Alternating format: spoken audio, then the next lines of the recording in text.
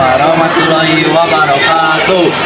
Di sini kelompok kami akan mewawancarai Bu Nei tentang humas. Check it out. Assalamualaikum warahmatullahi wabarakatuh. Perkenalkan, nama saya Safanul Aziz. Saya mewakili dari kelompok 8 dari kelas 9B. Saya akan mewawancarai Ibu. Ibu boleh perkenalkan namanya siapa? Nama Ibu Nelly Fatma Elsis Yunda. Ibu adalah seorang guru IPS dan juga mendapat tugas tambahan sebagai Wakil Kepala Sekolah Bidang Humas atau Hubungan Masyarakat. Iya. Ibu langsung ke pertanyaannya aja ya.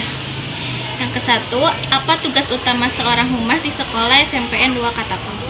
Tugas utama humas itu ada 2. Yang pertama adalah menjalin hubungan internal dan eksternal. Internal itu adalah hubungan di dalam lingkungan sekolah. Jadi bersama guru-guru dan semua warga sekolah, bersama siswa juga. Dan yang kedua adalah hubungan eksternal, pihak sekolah dengan luar sekolah, seperti dengan orang tua siswa, kemudian juga dengan masyarakat dan juga instansi lainnya. Satu lagi adalah untuk menjadi corong informasi yang menginformasikan tentang sekolah kepada masyarakat. Jadi dan juga melalui media ya. Dan yang kedua, tugas humas itu adalah mengelola media sosial. Media sosial sebagai sarana untuk menginformasikan tentang sekolah kepada pihak luar. Jadi meningkatkan citra positif sekolah, kemudian memberikan informasi tentang kondisi sekolah, kemudian prestasi sekolah dan juga yang lain. Yang pertanyaan kedua, siapa saja pihak yang biasanya bekerja sama dengan humas dalam kegiatan sekolah? Ya, pihak yang bekerja sama dengan humas itu di internal sudah jelas semua bidang yang ada di dalam sekolah, baik dari bidang kurikulum, kalau ada kegiatan-kegiatan pembelajaran gitu ya, itu kan kami pasti akan bekerja sama untuk dokumentasinya, kemudian nanti juga dipublikasikan, dipasang di IG, diberitakan di IG kan, kemudian juga dari kesiswaan, prestasi-prestasi anak-anak, siswa. Kemudian selain itu juga dari pihak luar kita ada kerjasama, contoh dengan dinas pendidikan, kemudian dengan puskesmas ya, kemudian juga dengan bahkan dengan polsek dan juga bahkan dengan lembaga-lembaga lain, banyak. Pertanyaan yang ketiga, gimana biasanya kegiatan yang melibatkan humas dilaksanakan? Nah, kegiatan yang melibatkan humas dilaksanakan sudah pasti di lingkungan sekolah. Pertama di lingkungan sekolah, semua kegiatan yang terjadi di lingkungan sekolah biasanya diliput oleh humas sebagai bahan nantinya untuk dokumentasi dan juga publikasi. Selain itu juga apabila ada kegiatan di luar sekolah, contoh seperti ada ekskul pertandingan di mana itu bisa diliput oleh humas, atau kita kerjasama misalkan dengan sekolah lain misalkan ya, itu pun bisa diliput oleh humas. Jadi kegiatannya bisa terjadi di dalam atau di luar sekolah. Yang keempat, kapan humas mulai dilibatkan dalam suatu kegiatan sekolah? Nah, dalam semua kegiatan sekolah, humas dilibatkan terutama untuk tujuan dokumentasi dan juga publikasi.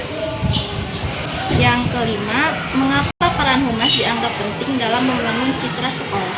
Ya, peran humas penting sekali dalam membangun citra sekolah karena lewat humas ini semua prestasi dari sekolah bisa kita informasikan keluar. Kemudian prestasi sekolah kita kan banyak banget ya, terutama dari ekskul, belum lagi dari olimpiade, belum lagi dari prestasi misalkan bapak ibu gurunya. Nah, prestasi-prestasi ini kita bisa informasikan keluar melalui media sosial. Makanya kenapa peran humas sangat penting untuk citra positif dari sekolah, membangun citra positif sekolah. Yang keenam, bagaimana cara humas menjalin hubungan baik dengan orang tua siswa dan masyarakat sekitar? Oke, kalau dengan orang tua siswa, kita rutin mengundang orang tua siswa setiap 3 bulan sekali. Contohnya, seperti kegiatan pembagian rapot tengah semester. Nah, pada saat pembagian rapot tengah semester itu pasti orang tua kita undang untuk melakukan dulu kegiatan parenting, kemudian baru pembagian rapot. Begitupun nanti pembagian rapot semesteran. Jadi dalam 1 tahun minimum kita melakukan pertemuan dengan orang tua siswa itu 4 kali parenting. Dan juga kalau dengan masyarakat, kita menjalin hubungan dengan masyarakat apabila ada kegiatan-kegiatan tertentu. Kita pasti akan melibatkan pihak humas, pasti akan terlibat gitu ya. Kalau ada misalkan ada kegiatan antara warga dengan sekolah atau ada kegiatan di lingkungan sekolah yang mungkin bisa melibatkan sekolah, pasti kita libat. Pertanyaan yang terakhir, apa kendala yang sering dihadapi humas dan bagaimana cara mengatasinya? Ya. Selama ini sebetulnya kita tidak menemukan kendala yang berat.